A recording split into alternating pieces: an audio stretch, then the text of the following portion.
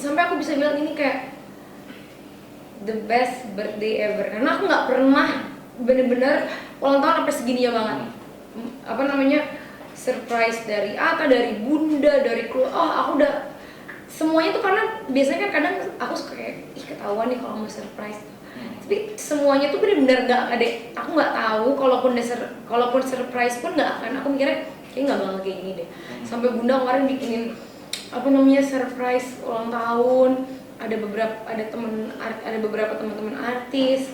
Aku seneng banget, bener-bener gak nyangka dibikin acara apa kayak gini. Ada teman-teman deket aku yang datang juga. Jadi aku ngerasa ini ulang tahun yang paling berarti. Dari mulai lagu terus sampai sekarang pun alhamdulillah masih ada aja yang kirimin aku kado, mau dari emak-emak apa, dan emak-emaknya tuh bener-bener dari macam-macam. Ada yang dari kemarin tuh ada dari desa apalah, terus beberapa ngirimin karangan bunga. Dan kemarin ada yang paling aku kaget, ada yang ngirimin aku karangan bunga dari Amerika. Jadi emak-emak yang tinggalnya itu di Washington DC, mereka ngirimin aku karangan bunga gitu. Jadi aku sampai ya Allah kok bisa sampai kayak gini, seneng banget, bersyukur banget. Karena aku juga sebenarnya nggak nyangka, karena aku ngerasa kayak mimpi, kayak sampai kadang pas hari itu pun aku kayak ini beneran ya, karena nggak kepikiran akan sampai segininya banget gitu loh. Dari awal kan emang taunya bilangnya mau apa namanya, mau jalan-jalan keliling Jakarta, naik naik bajai apa naik apalah gitu, karena anak kan suka unik kan, anaknya bisa tiba-tiba naik ojek, bisa tiba-tiba naik bajai, naik delman gitu kan. So kayak udah paling ya mungkin mau seru-seruan aja gitu kan. Ternyata naik getek, terus habis itu naik kapal besar tuh aku kayak gila sih, apa ya, nggak ekspektasi banget bisa. Wah makanya aku benar-benar ngerasanya kayak alhamdulillah banget sih. Mungkin ini juga Allah udah kasih jalan. Jadi nanti kalau punya anak bisa ceritain di 22 tahun tuh kadonya ini loh, nggak bisa dilupain gitu loh. Dari mulai lagu, kejutan dari keluarga, dari atas, semuanya itu nggak akan bisa lupain. Lihat Atta sebagai sosok laki-laki yang sangat bertanggung jawab, sangat punya visi juga, dan dia cukup ngemong terhadap Aurel. Aku melihat itu karena Aurel itu orangnya ya cukup unik, dan Aurel punya perjalanan background, perjalanan hidupnya kan ya sangat unik ya, sangat unik. Itu sangat banyak tantangan, sangat banyak cobaan. Aurel itu orang yang tidak kaya dengan kasih sayang orang tua, tidak kaya, dia miskin dengan itu. Lihat perjalanan Atta dengan Aurel hari ini, aku melihat Aurel cukup mengertiin Atta, terus Atta cukup memberikan pengaruh yang cukup positif, support yang luar biasa terhadap karir Aurel juga. Ya aku melihat ya kalau memang ini kehendak yang ilahi, ya kita sebagai orang tua nggak bisa apa-apain lagi. Ya semoga, aku sih berharap semuanya kita baik-baik aja, dan dengan adanya hadirnya aku mungkin di kehidupannya Mpok Nur juga bisa memberi suatu warna. Jadi sosok Atta adalah sosok yang buat kita mudah-mudahan bisa mengimani, menjadi imamnya Aurel dengan baik.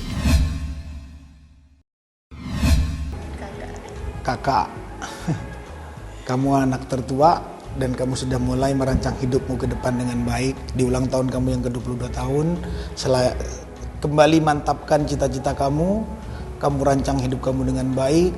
A+ kali. A6+. Ya kita lihat nantilah, kan masih berjalan. Aku bilang persahabatan mereka bagus, punya tujuan lebih jauh, ya alhamdulillah. Karena kecocokan perjalanan itu yang mengerti kan mereka berdua. Ya aku lihat Atta sangat bertanggung jawab ya. Udah datang ke rumah, ngobrol baik-baik dengan kita. Ya aku bilang Atta sangat bertanggung jawab. Aku lihat Atta serius. Secara serius. Cetro kecil, jadi aku melupakan case yang dihadapi. Aku cuma berpikir anak ini masih umur 23, nggak ngerti hukum sama sekali. Dan aku merasakan ketika jatuh, kalau orang-orang terdekatnya pada menghindar atau meninggalkan, itu rasanya menyakitkan. Jadi aku nggak mau aku melakukan hal tersebut kepada pasanganku yang ini. Jadi aku buang jauh lah masalah case yang lagi dihadapi. Aku mesti tanya sama yang bersangkutan dulu ya, kebenaran berita itu fakta atau cuman pengembangan dari teman-teman media. Aku belum ada memastikan itu. Sudah bertelepon tadi sore ya, melalui ponsel lawyernya atas nama Maci Ahmad. Ya itu lawyer aku yang dulu yang memang aku rekomendasikan ke dia. Aku udah bertelepon, terus aku lihat keadaan dia baik, ya dia sehat, mental dia baik-baik saja. Terus aku tanya udah mandi belum? Udahlah katanya. Terus gimana handuknya? Gimana peralatan mandinya? Ya semua sudah dibantu lah sama sama polisi yang berada di Medan ya, untuk memperlakukan dia dengan baik. Ya untuk selebihnya updatean hanya dari pihak lawyer yang mengerti ya, karena posisinya mereka lagi ada di Medan nih. Kita tunggu aja lah kabar selanjutnya bagaimana. Kaget dia. Ya ampun gitu. Kaget sih. Banyak deh isi chatnya, mungkin saya kasih tau juga lah. Terus aku bilang, nggak mah itu nggak benar itu. Aku bilang itu media lebih-lebihin aja. Orang status juga masih saksi kok, masih pemeriksaan, masih pendalaman. 2018, karena aku ngerasa di tahun itu aku terlalu banyak masalah. Aku nggak mau bawa-bawa dia masuk ke dalam kehidupanku yang sangat rumit. Akhirnya di tahun 2020 aku coba untuk say hi dan dia merespon itu dengan baik ya.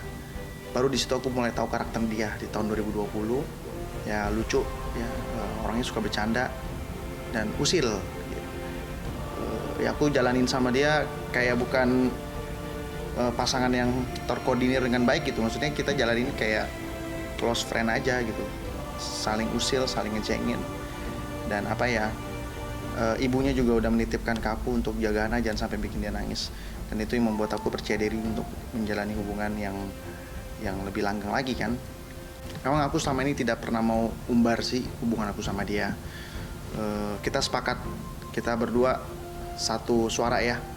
Jangan ngomong kemanapun, yang penting kita jalanin aja secara benar dan serius. Tanggal 6 Juni itu saya ya udah mulai ada hubungan lebih dari teman.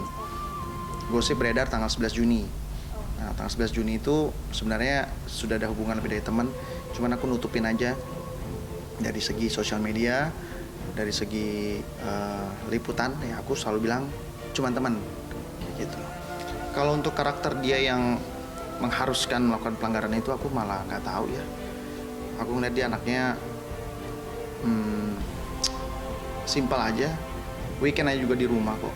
Udah itu teman-teman dia kurang lebih aku tahu dan beberapa juga aku tahu.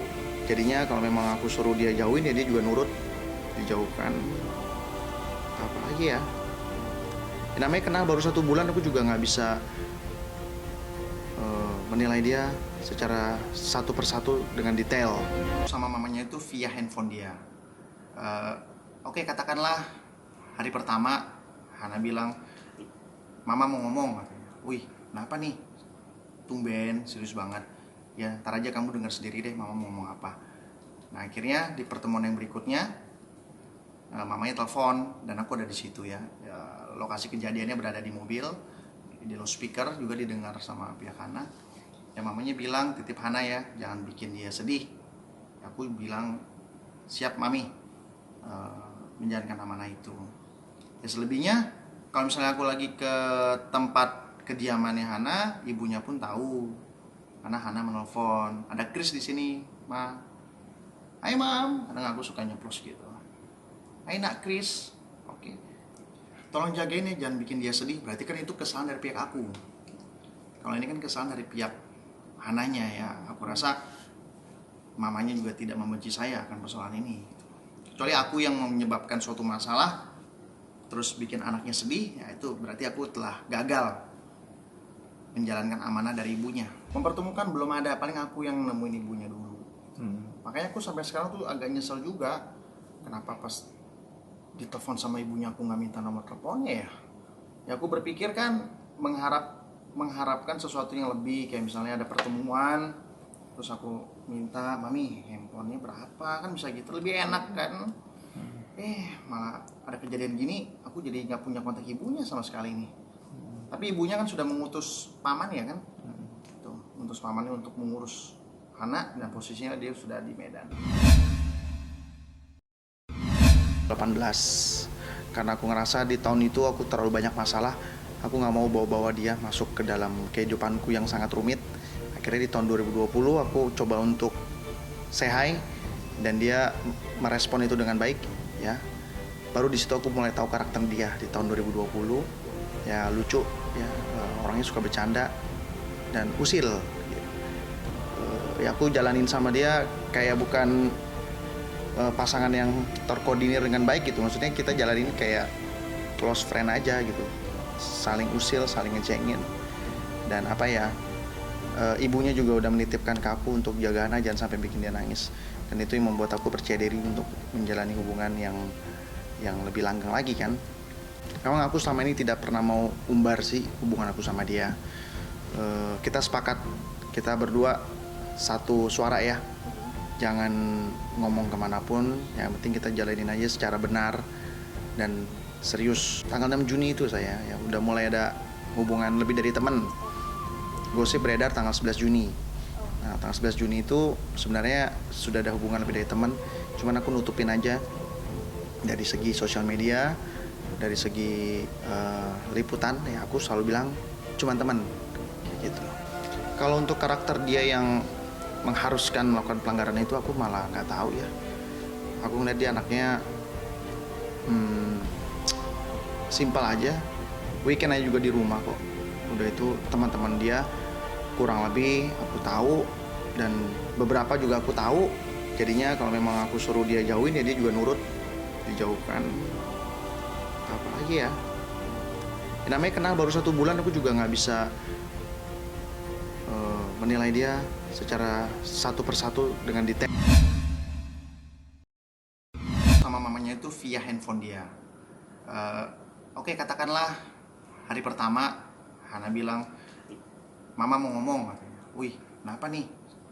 Tumben, serius banget. Ya, ntar aja kamu dengar sendiri deh mama mau ngomong apa. Nah, akhirnya di pertemuan yang berikutnya mamanya telepon dan aku ada di situ ya. Lokasi kejadiannya berada di mobil. Di loudspeaker juga didengar sama pihak Hana. Ya mamanya bilang titip Hana ya, jangan bikin dia sedih. Aku bilang siap mami, menjalankan amanah itu. Ya selebihnya kalau misalnya aku lagi ke tempat kediamannya Hana, ibunya pun tahu.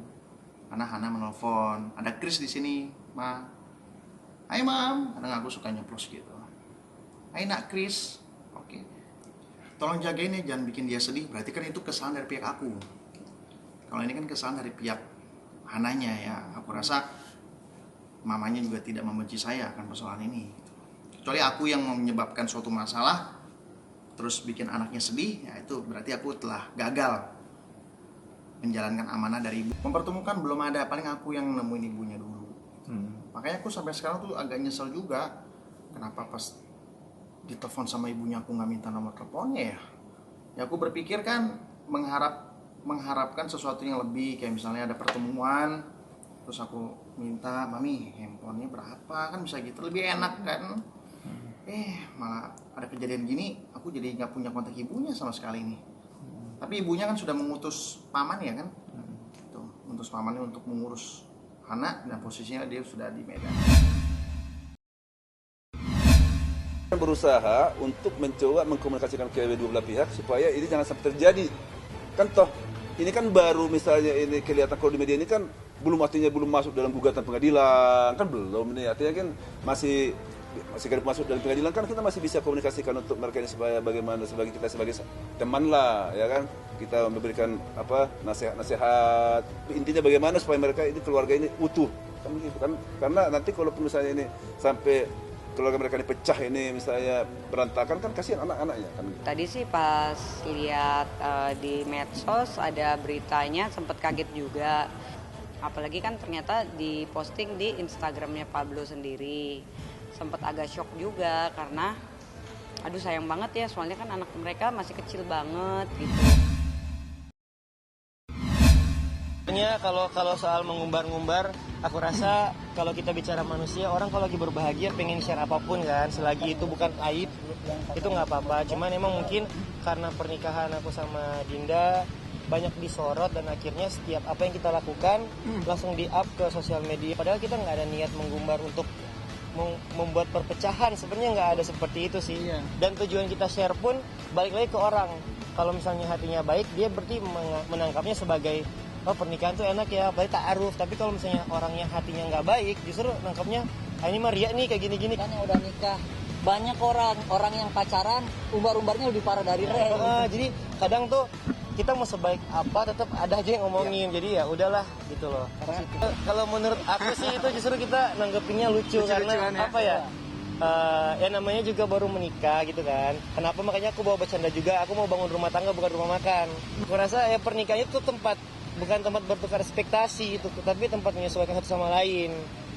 Dan aku rasa itu semua bisa belajar, kita bisa belajar. Teman semua misalnya kayak bilang kurangnya skill ini, tapi kan mereka nggak tahu di balik itu ada skill yang luar biasa yang mungkin teman-teman ini itu nggak bisa gitu loh. Bisa, cuman mungkin nggak jago gitu loh. Bisa tapi nggak jago. Ya kita sama-sama belajar gitu loh. Bahkan sama abang-abang ini juga kita suka sharing. Aku sama abang-abang, Dinda sama istri-istri abang-abang, di awal pun mereka merasakan hal yang sama di pernikahan. Iya kan? Dan akhirnya sekarang justru jadi hal yang udah biasa gitu loh. Ya nah, berarti aku bilang kita sama. Jadi jangan lupa untuk subscribe Cumi Cumi. Ditekan ya tombol lonceng merahnya.